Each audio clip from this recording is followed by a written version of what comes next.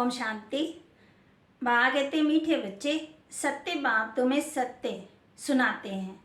ऐसे सच्चे बाप से सदा सच्चे रहना है। अंदर कोई भी झूठ कपट नहीं रखनी है। प्रश्न, संगम पर तुम बच्चे किस कंट्रास्ट को अच्छी तरह से जानते हो? ब्राह्मण क्या करते हैं और शूद्र क्या करते हैं? ज्ञान मार्ग क्या है और भक्ति मार्ग क्या है? उस जिस्मानी सेना के लिए युद्ध का मैदान कौन सा है और हमारा युद्ध का मैदान कौन सा है? ये सब कंट्रास्ट तुम बच्चे ही जानते हो। सतयुग अथवा कलयुग में इस कंट्रास्ट को कोई नहीं जानते। गीत, माता हो माता तो सबकी भाग्य विधाता। ये है भारत माताओं की महिमा। जैसे परमपिता परमात्मा शिव की महिमा है, सिर्फ एक माता की महिमा तो चल न सके, एक तो कुछ कर न सके, जरूर सहना चाहिए। सेना बिगड़ काम कैसे चले?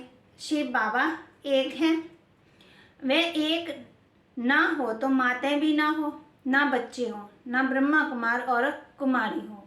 मेजॉरिटी माताओं की है, इसलिए माताओं की महिमा दी गई हुई है। भारत माता है जो शिव शक्ति गुप्त सेना है और अहिंसक है। कहते हैं भारत माता की जय। बाबा कहते बहुत मेहनत करते हैं।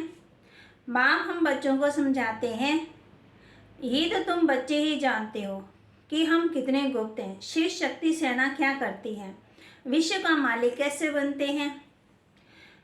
सतयुग व कलयुग की बात ही नहीं है, यह है संगम युग की बात। तुम पांडव संगम युगी हो, कौरव हैं कलयुगी। उन्होंने कलयुग का टाइम बहुत लंबा कर दिया है, इस कारण संगम का उन्हों को मालूम ही नहीं है। धीरे धीरे ये ज्ञान भी तुम्हारे द्वारा ही समझेंगे। तो एक माता की महिमा है ना। बाबा कहते ये है शक्ति सेना। बाबा कहते बच्चे अपने को आत्मा समझ बाप को याद करना है। बाप अच्छे कर्म सिखलाते हैं। ईश्वर के पास कोई का भी कर्म छिप नहीं सकता है। कर्म भोगी बहुत कड़ा है।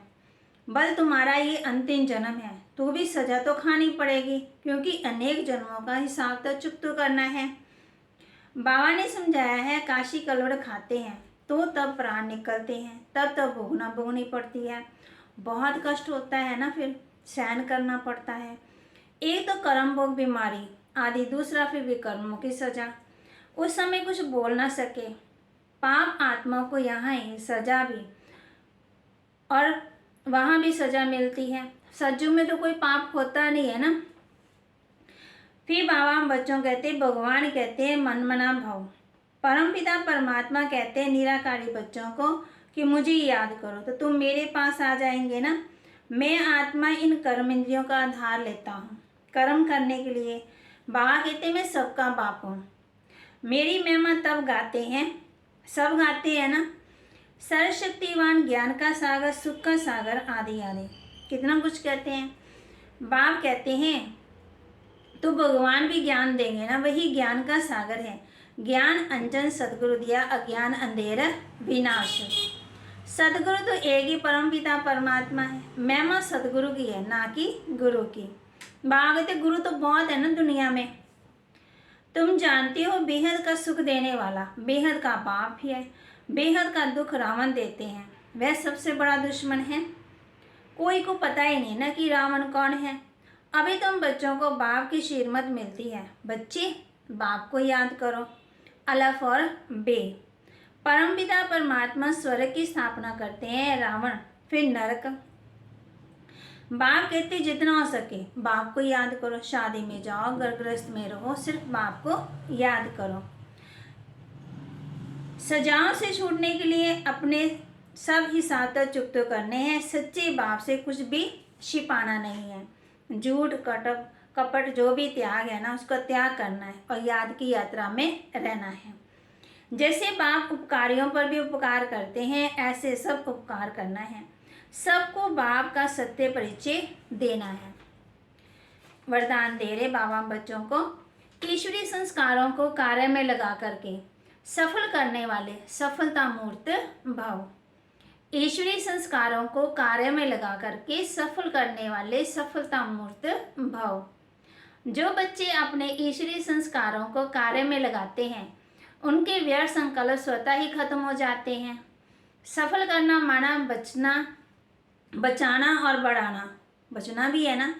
ऐसे नहीं कि पुराने संस्कार ही यूज करते रहो और ईश्वरीय संस्कारों को बुद्धि के लॉकर में रख दो, जैसे कईयों की आदत होती है।